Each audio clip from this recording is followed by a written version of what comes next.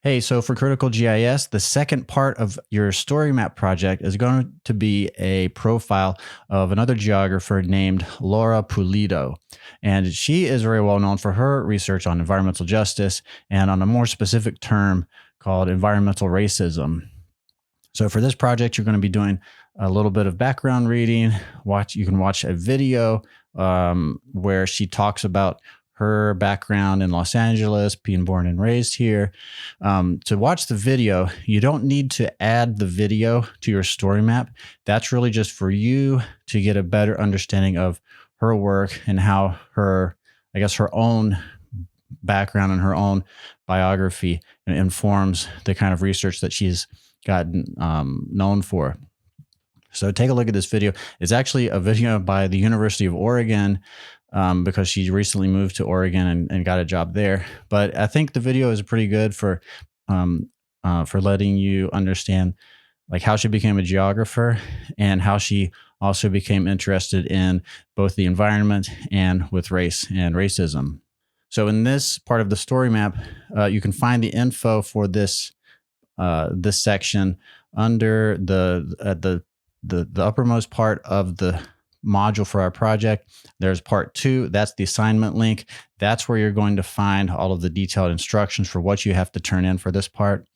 You're going to use the same link for the same story map. You're not building separate story maps. It's just you're going to add to your first part of that story map and then submit the same link again. Okay, if you scroll down, you have the other materials that you can use to help you build up what you want to put into your story map. So I've got a few links here. The first one is just a real quick definition of environmental justice from a dictionary of human geography. And that is something that's from the CSUN library. So you'll just click that link and log in with your CSUN credentials. All right, the next one is that video that I mentioned. That's just on YouTube. You can just bring that up and watch that. The third one is one of a paper that she wrote that's getting quite old now. It's almost 20 years old, but it's a great example of what her research is all about. And so you're going to read these materials. You're going to look at these materials to get an understanding of what her line of work is about and what her main arguments are and the main objectives and conclusions that she has in her research. So in that paper, it's a long paper. It's a long academic research paper. So it might be a little tough to get through if you're not used to reading that kind of thing, but you don't have to read every word. You don't have to read the whole thing in its entirety. You don't have to take painstaking notes on the whole thing. It's really just for you to get an idea of what her line of work is. So if you want to look at that paper, I would suggest reading the abstract, reading the introduction, reading the conclusion of it, and maybe skimming through the middle parts where that middle is just a lot of the details of how she conducted that study. So that paper is talking about the placement and the location of hazardous sites particularly in Los Angeles, and how and why they came to be located there, and how it is an example of environmental racism, even though there might not have been explicitly racist objectives built into the construction of those projects, that there was still a systemic type of racist ideology that informed why those hazardous locations ended up where they were. In the story map, you're going to write an introduction for her. And then what you're going to be doing for this part of the project is a guided tour. Guided tour, that is the ArcGIS Online terminology for this type of GIS skill that you'll be practicing here. So the guided tour is going to be taken from the what is called the Environmental Justice Tour in the book, A People's Guide to Los Angeles. So if you look up People's Guide to Los Angeles, which is posted in our project module, you can go to the section of that book called the Environmental Justice Tour, and you should go through there and find 3 locations, and you're going to create a guided tour. And so the guided tours will look like this.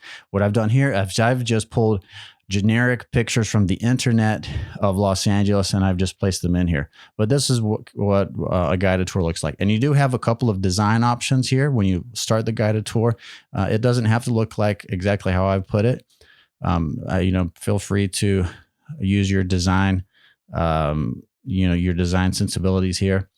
But you're going to have a location here and then have an explanation from the book about that location. And please keep in mind that if you pick a location, the book has published, it's been a few years since the book came out. So some of these locations might have changed since then. So before you commit to putting something up, you might want to do some additional research to find out, is this still the same thing? Is it still the same way or not? So for example, they talk about the South Central Farm in the book. The South Central Farm was bulldozed many years ago after that book came out. Okay, so how is it that, just real quick, how is it that you can place a guided tour into your StoryMap? Anytime you work in ArcGIS in a StoryMap, you're going to have this add content icon here. So you click on that, and that's where you get all of your things that you'll work at. If you want to add some text, when we're adding images and videos, I would recommend doing image or video. I do not recommend doing the embed for those things because that's for other types of content. All right, map is going to come up in a different part of the project. But if you go all the way down to the bottom, you get guided tour, and you're going to add that, and it's got some instructions here. I've also posted some instructions on Canvas, or some links to some tutorials. You choose your layout. This is what I mean, where there's a couple different options, and then it brings up the builder for this thing. And so you're going to add a location. You're going to type in your information here, and you're going to add an image or video. And when you add the image, you can link to an existing picture somewhere on the internet. Please make sure that that link is a stable link if you're going to do that, or you can save the image and then upload it yourself. The text here, you should get that from the People's Guide to Los Angeles. You can feel free to add to that if you want, but if you're going to bring in a direct quote, make sure that it is quoted in the description. One thing to know about adding locations in a guided tour. So let's say we want to add a point for Raleigh, North Carolina. I'm going to click this.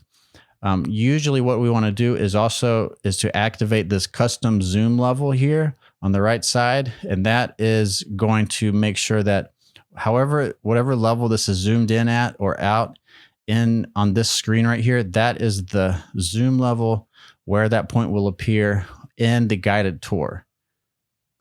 So you click add location, and then as you see on our guided tour map, that map is appearing on our guided tour at that same zoom level. If that custom zoom level is not activated, then it's going to be zoomed out pretty far, and they're going to be the same for each point. So for each point you have, you can do that. So zoom level is a really important thing to pay attention to when we're working with the web GIS. That's because we really have to make sure that when it loads, that the user or the viewer of that content is looking at a zoom level that gives a good context. If it's zoomed in too much, then then it's gonna be at somebody's house and it's gonna be too detailed. You're not gonna know where it's at. If it's zoomed too far out, then you might have an idea of where in the world this thing is located, but you might need some more detail. So it's really good to get a good, the right zoom level. And a lot of times each point needs its own zoom level because of a lot of other context that for each situation. All right, so that's a little bit for this project, guys. And let me know if you have any questions.